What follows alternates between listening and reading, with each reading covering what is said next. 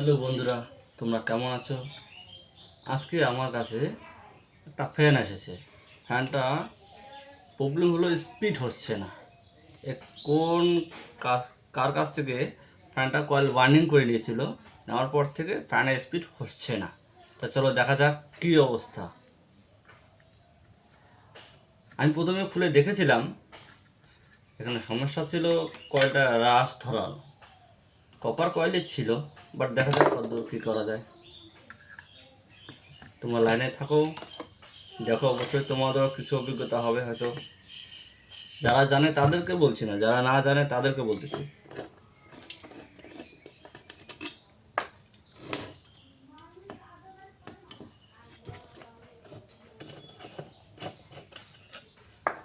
এটা সচরাচর অনেক সময় হয়ে থাকে।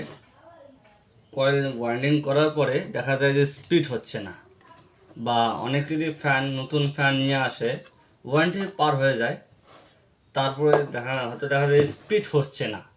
ক্যাপাসিটার 2-3টে লাগার পরে স্পিড হচ্ছে না।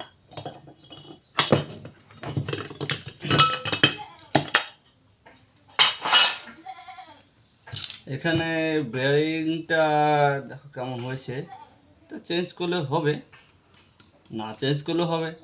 যদি কাস্টমার বলেছে বেয়ারিং চেঞ্জ করতে লাগবে না, সেজন্য আমি বেয়ারিংটা চেঞ্জ করবো না। এবার দেখা যাচ্ছে এখানে কপার কয়েল করা আছে। হ্যাঁ, কয়েলটা ভালোই আছে, খারাপ না, কিন্তু এখানে দেখেন আস্তে আস্তে এখানে রাশ ধরেছে, এখানে রাশ ধরেছে, এখানে রাশ ধরেছে। চলো আরেকটা খুলে দেখা যাক কী অবস্থা।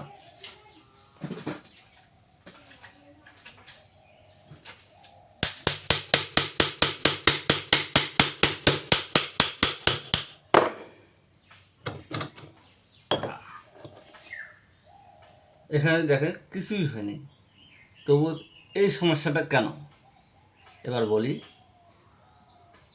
এই যে তোমার এটা হলো রানিং কয়েল, এটা স্টার্টিং কয়েল।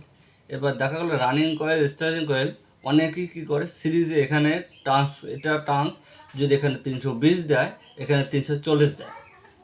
এরপরে কী হয়, এর যে ম্যাগনেট, এখান থেকে এটা যে ম্যাগনেট, এটার ম্যাগনেট প্রায় সেম হয়ে যায়, সেম হয়ে যায়। যার কারণে অনেক অনেক কী হয়, অনেক অনেক ফ্যানে তোমাদের দেখাই, এই যে অনেক ফ্যানে এই যে ম্যাগনেটটা যে হয়, এই ম্যাগনেটে কিন্তু অনেক সময় স্পিডে কন্ট্রোল কম বেশি করে দেওয়া থাকে। এবার অনেক টেকনিশিয়ান ভাইরা তো জানে না যে এর ম্যাগনেট খালি ফ্যানটাই ঘোরে, কিন্তু অ্যাকচুয়ালি না, এটাতে অনেক সময় স্পিড কন্ট্রোল করা থাকে, ওয়াট কম বেশি করা থাকে। এবার সেইখানে যদি কোম্পানি ওয়ারেন্টি হিসেবে, এখন আজকালকার দিনে কোম্পানি যে ওয়্যারটা দেয়, ওয়্যারটা কিন্তু আমাদের সে ইয়েতে সেই রকম তার পাই না, গ্যাসের তার কিন্তু পাই না। এবার যে ট্রান্সটা দেয় সেই ট্রান্সটা কিন্তু আমরা দিই না। এবার কি হয়, এখানে ম্যাগনেট কম বেশি হয়ে যায়, যার কারণে এখন আমাদের করণীয় একটাই, এটা কয়েলটা তো ভালো আছে, এটা তো ড্যামেজ করার দরকার নাই।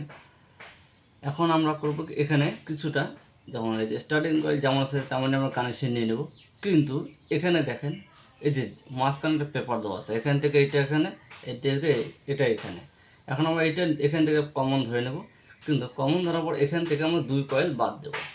এখান থেকে এই যে কয়েলটা আছে, এখান থেকে 2 কয়েল, এই যে এখান থেকে আমরা উপরের থেকে সোল্ডিং করে ওয়্যারটা নিয়ে নেব। তাতে কী হবে, এখানে যে আমাদের ট্রান্সটা আছে কিছুটা কমে আসবে, এটা আসবে।